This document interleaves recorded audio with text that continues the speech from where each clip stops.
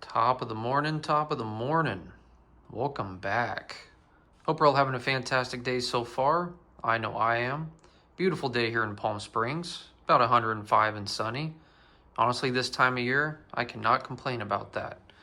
A real short video for today. Kind of just wanted to break down our Aganorsa leaf and AJ Fernandez sections. They're very quaint, very small, straight to the point. It's probably the biggest reason why I've not made a video on these products at all. But they're definitely good enough. I should be giving them a little bit more spotlight, at least in my opinion.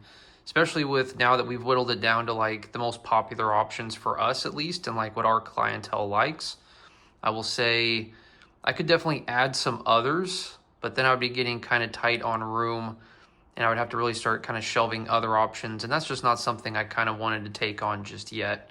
I would like to kind of get the humidor in a position where I like it and free up some more room and bring in some, kind of like what we talked about in the last video or two, was the aisles. So bring those in, open up some space, move stuff around, and then see if I can add anything to these sections. But until then, this is kind of how they're going to be looking.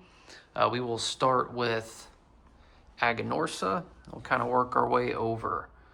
So the Arsenio, this is a really good one. And for me, in a lot of Aganorsa products, I view a lot of them as underrated.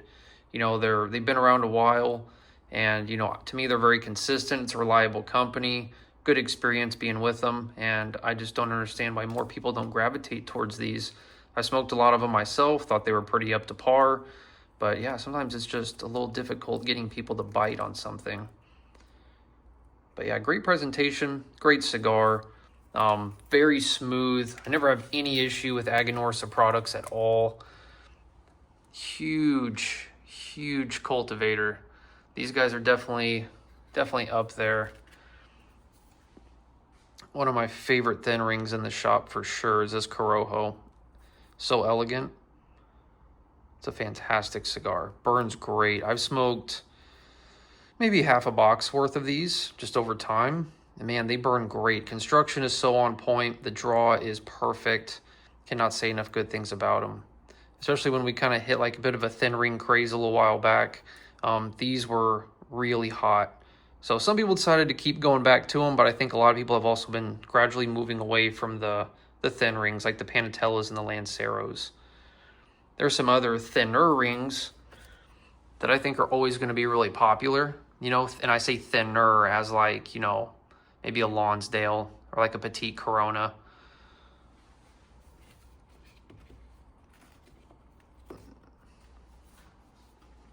This is a really good Connecticut. Definitely one of my favorite Connecticut's in the shop. And I know I'm not the biggest connoisseur of Connecticut's anymore, but I will say this is a very tasty one. And obviously impeccable presentation. I mean, you just can't ask for much more than that. Double ring, this like decorative tissue around the foot for extra protection, elegant box press. It's just fantastic. Yeah, definitely not lacking anything in presentation. And they're also just very consistent. I just think overall, you know, kind of what you're getting for the price, it's not bad. Not bad at all. Some of the Maduros. Love a good Maduro.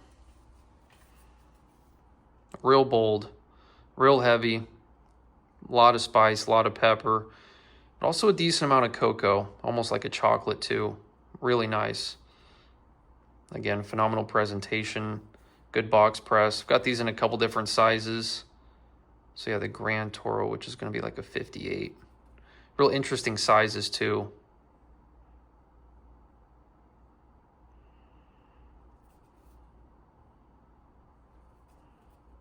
Yeah, beautiful sticks. Got that other size as well. I will say the Lunatics, these were really hot for a little bit. Again, had several people buying boxes of these and even making them like their daily smoke. And just over time, people have kind of moved away from them and just found some other options. And personally, this would be something where like I just never really cared for these personally. You know, obviously I like plenty of other products they make, but this just was not a standout for me personally. And I just think, you know, a lot of people kind of feel the same way now. You know, they've tried them, they've been through the paces, and now they're kind of looking for something just a little bit different, you know. Obviously a great price point on these, you know, so I think that was a huge factor there. But yeah, you know, they did great while they were here, but yeah, we're probably going to be moving away from them a little bit. And even the Maduros, these guys even did better. The Habanos really have definitely taken a hit recently. Yeah, definitely not like my cup of tea, you know, but definitely wore a lot of other people's.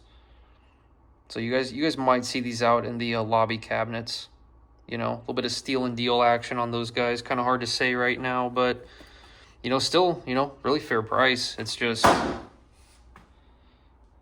of one of those things. People lose interest. There's not much to do about that.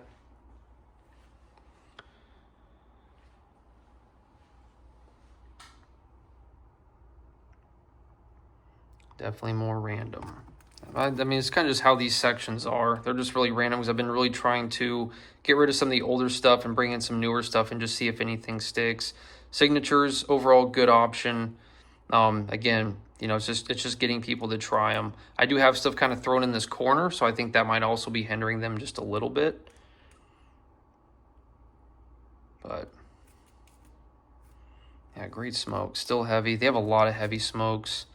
This one was super underrated. This one, I can't believe people aren't giving this more of a try. Valedición, this one's awesome. Another box press little Robusto. Obviously, they have other sizes, but this one I thought was really good. This was definitely great for those that... There's like a couple different Perdomos that I thought this was pretty similar to, like the 20th anniversary Maduro. I thought this was pretty darn similar, just in terms of the overall experience.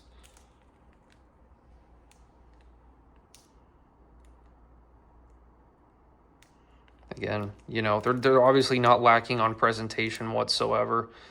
Beautiful, beautiful cigars.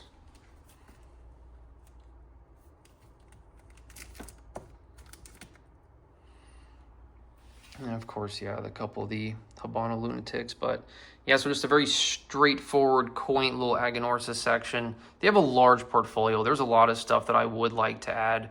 I just need to kind of tackle that one at a more appropriate time. And yeah, kind of like the same thing for AJ. I mean, there's no telling how many cigars that AJ Fernandez rolls for other companies. It's like every day you're kind of seeing something else. It's like, oh, this was rolled in this factory. Oh, okay.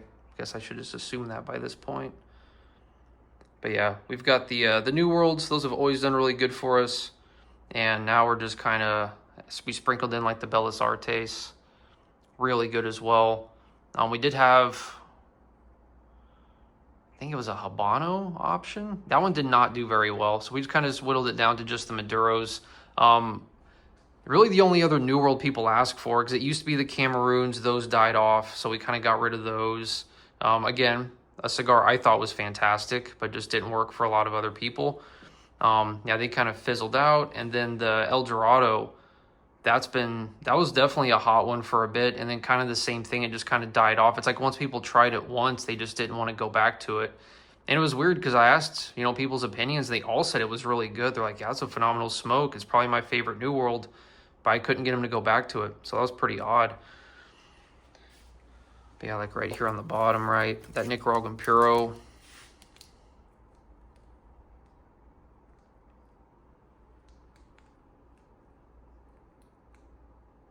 Simple, straightforward. This guy's not complex at all, but just like a powerhouse, reliable. This is nice to have something like this in your back pocket. Just if you go to someone's humidor and you're like, God, I'm just not seeing anything I like. Or maybe it's, you know, you're somewhere entirely different. You don't even recognize some of the brands. You're like, well, this guy will work.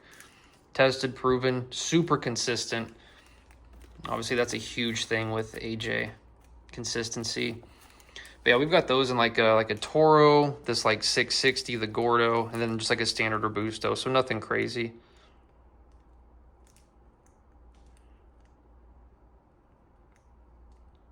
Yeah, very, very good construction. Great smokes. Great company. The Oscuros, fantastic. Love the box press. Nice and heavy, very rich. Yeah, #1 cigar about a decade ago. Well deserved in my opinion. I think overall, you know, like you're never going to get a #1 cigar where everyone's like, yes, I agree, this is the #1 cigar. But I think for just people's palates, especially like 10 years ago, and just how well New World cigars have been perceived, I think this was a very appropriate option. It's still a fantastic cigar. This is something you just won't go wrong with in today's world. Even with all the competition, always good to have something like this around.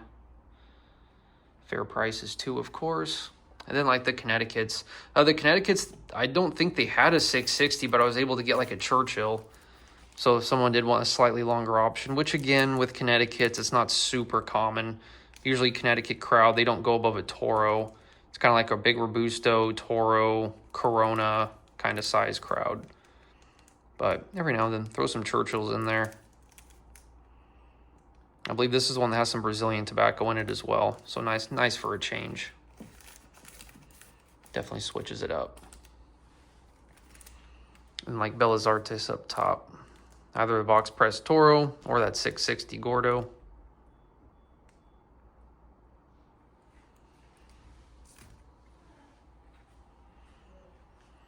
So yeah, solid, straight to the point, nothing crazy.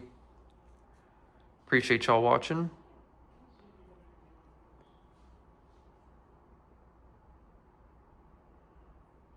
Be well, take care.